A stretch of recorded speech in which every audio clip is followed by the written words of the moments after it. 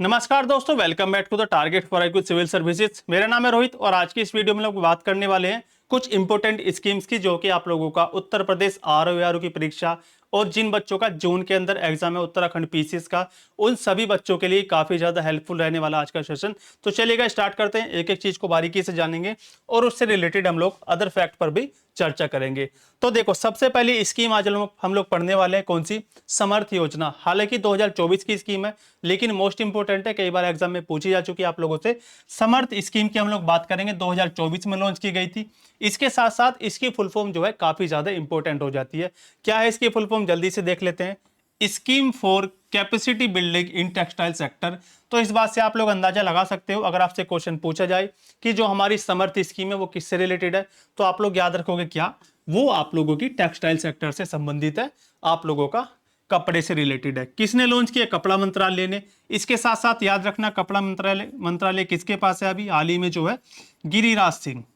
गिरिराज सिंह हमारे क्या है, केंद्रीय कपड़ा मंत्री है। इनका नाम भी आप लोग याद रखोगे, कभी कभी आप लोगों से कैबिनेट से क्वेश्चन भी पूछ लिया जाता है पेपर के अंदर।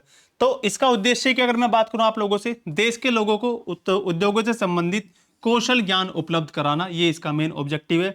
और अगर आप लोगों से स्टेटमेंट वाले क्वेश्चन आगे पेपर में हालांकि पूछे जाएंगे, आरओ के अंदर भी और आप लोगों का उत्तराखंड पीसीएस के अंदर भी। तो पहला क्या डलेगा आप लोगों से स्टेटमेंट की, जो योजना है समर्थ योजना, ये किससे रिलेटेड है। तो आप लोग याद रखोगे क्या, टेक्सटाइल सेक्टर से संबंधित है। किसने लॉन्च किया है, कौन सा मंत्रालय इसको चला रहा है। दूसरा स्टेटमेंट कौन सा हो जाएगा आप लोगों का, कपड़ा मिनिस्ट्री। ठीक है, आप लोगों का कपड़ा मंत्रालय इसको चलाता है। कितने राज्यों में अभी ये चल रही है। तीसरा स्टेटमेंट ये आ सकता है, तो आप लोग याद रखोगे 18 राज्यों में इसका संचालन किया जा रहा है, किसके द्वारा, कपड़ा मंत्रालय के द्वारा। मंत्री कौन हो जाएंगे हमारे, गिरिराज सिंह हो जाएंगे। ये सारी चीजें आप लोग याद रखोगे। आगे चलते हैं, अगली स्कीम को देख लेते हैं फटाफट से, थोड़ा स्पीड से करेंगे। अटल पेंशन योजना। अगली जो हमारी स्कीम है उसका नाम है अटल पेंशन योजना। क्या हो जाएगा दोस्तों, अटल पेंशन योजना। अटल पेंशन योजना की डेट इंपॉर्टेंट है, 9 मई 2015 को लॉन्च की गई थी। किसके द्वारा लॉन्च की गई है, वित्त मंत्रालय यानी कि फाइनेंस मिनिस्ट्री। वित्त मंत्री कौन है हमारी, वित्त मंत्री अभी है आप लोगों की निर्मला सीतारमण। निर्मला सीतारमण। और आप लोगों से पूछा जा सकता है कि इन्होंने अभी जो है लगातार 8वीं बार बजट पेश किया, लगातार 8वीं बार बजट पेश किया है। और इन्होंने जो है ऐसा करके जो है मोरारजी देसाई के रिकॉर्ड को तोड़ दिया है। मोरारजी देसाई का रिकॉर्ड इन्होंने तोड़ दिया है। मोरारजी देसाई ने लगातार 7 बार बजट पेश किया था, इन्होंने अभी 2025 के अंदर 8वीं बार बजट पेश करके उनका रिकॉर्ड तोड़ दिया है। और अगर आप लोगों से क्वेश्चन पूछ लिया जाए कि ऐसे कौन से हमारे वित्त मंत्री थे जिन्होंने सबसे ज्यादा बार बजट पेश किया है, तो वो हो जाएंगे आप लोगों के मोरारजी देसाई। इन्होंने जो है सबसे ज्यादा बार यानी कि 10 बार इन्होंने बजट पेश किया है। लगातार क्या है, इन्होंने 7 बार, और लगातार 8 बार किसने कर दिया 2025 में, वो कर दिया आप लोगों का निर्मला सीतारमण ने। तो एक क्वेश्चन यहां से आप लोगों का बजट 2025-26 का भी तैयार हो जाता है इस तरीके से।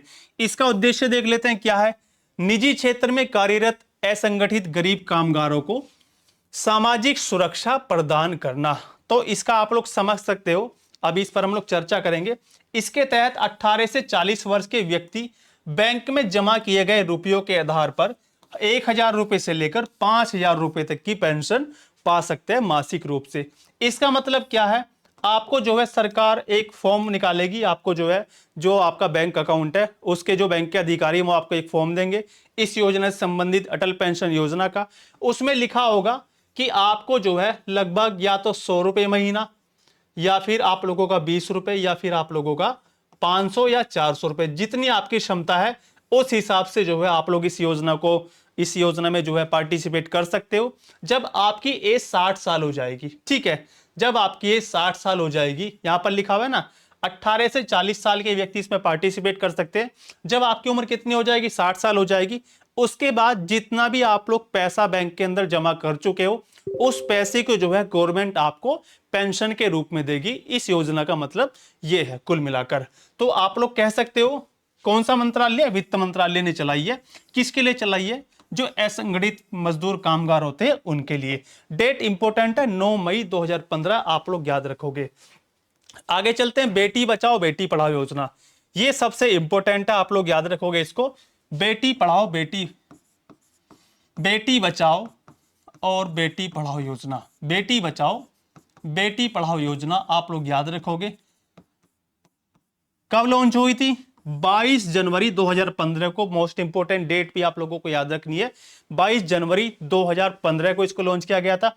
अगर पूछ लिया जाए आप लोगों से कहां से लॉन्च किया गया था इसको, तो पानीपत हरियाणा के अंदर से, पानीपत हरियाणा के अंदर से इसको लॉन्च किया गया था, ये आप लोग याद रखोगे। कई बार क्वेश्चन पूछा गया वनडे एग्जाम के अंदर कि इस योजना को कहां से लॉन्च किया गया था भारत सरकार के द्वारा। इसके उद्देश्य की मैं आप लोगों से बात करूं तो लिंग आधारित भेदभाव को समाप्त करके लिंग अनुपात को ऊपर उठाना, यानी कि आप लोग याद रख सकते हो ये जो है बेटियों के कल्याण की बात करती है, बेटियों को शिक्षित करने की बात करती है, बहुत सारी चीजें इसके अंतर्गत आती है।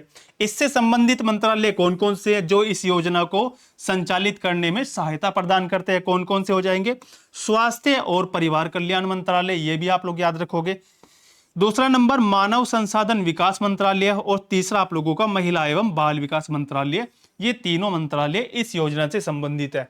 आपसे स्टेटमेंट में क्वेश्चन भी आ सकता है इसके जरिए कि कौन सा मंत्रालय आप लोगों का बेटी बचाओ बेटी पढ़ाओ योजना से संबंधित नहीं है, कौन सा इससे संबंध नहीं रखता। इस तरह के क्वेश्चन भी आप लोगों से पूछे जा सकते हैं। चलते हैं अगली योजना पर, हम लोग आगे चलते हैं। नमस्ते योजना, तो नमस्ते योजना आप लोगों की मोस्ट इंपोर्टेंट है, ये आप लोग याद रखोगे। इसकी फुल फॉर्म सबसे ज्यादा पूछी गई है अब तक जो है इसकी फुल फॉर्म कई वनडे एग्जाम में भी पूछी जा चुकी है। नमस्ते योजना फुल फॉर्म देख लेते हैं जल्दी से। फुल फॉर्म क्या हो जाती है इसकी?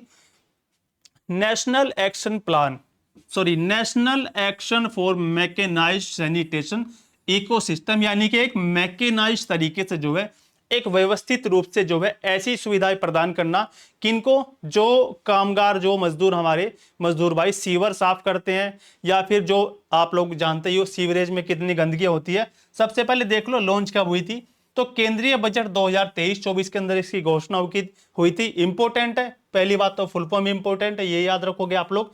कब लॉन्च हुई? 2023-24 के बजट में। उद्देश्य क्या है? असुरक्षित सीवर और सेप्टिक टैंक सफाई प्रथा को समाप्त करना।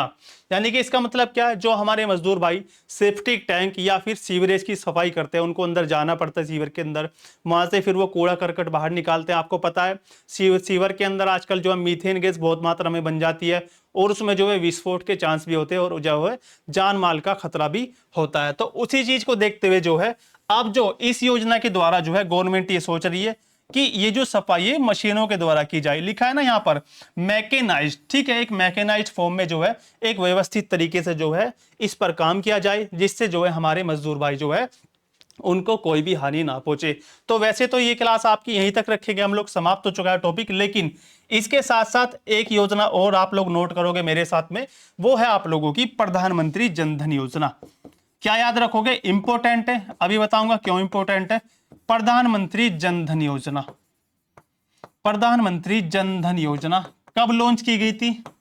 कब लॉन्च की गई थी? ये लॉन्च की गई थी आप लोगों का 28 अगस्त 2014 को। और आपको पता है इसका उद्देश्य क्या था? समावेशी विकास। ग्राउंड लेवल पर, जीरो लेवल पर जब कुछ चीजें चलती हैं, जमीनी स्तर तक कोई योजना भारत सरकार की काम करती है, तो उसको हम लोग बोलते हैं कि ये है आप लोगों का समावेशी विकास। ये आप लोग याद रखोगे। इसका उद्देश्य क्या था? जीरो बैलेंस के अकाउंट खोले गए थे, जीरो बैलेंस के अकाउंट खोले गए थे। और अभी ये क्यों चर्चाओं में थी? 28 अगस्त 2024 को, 28 अगस्त 2024 को जो है इसने अपने 10 साल पूरे किए हैं इस योजना ने। तो ये सारी चीजें इंपॉर्टेंट है। आज की क्लास में हम लोग इतना ही रखेंगे, इससे रिलेटेड हम लोगों ने सारी चीजें कवर कर ली है। बाकी और भी हम लोग इसका पार्ट 2 भी लेकर आएंगे आप लोगों के लिए, योजना का पार्ट 2।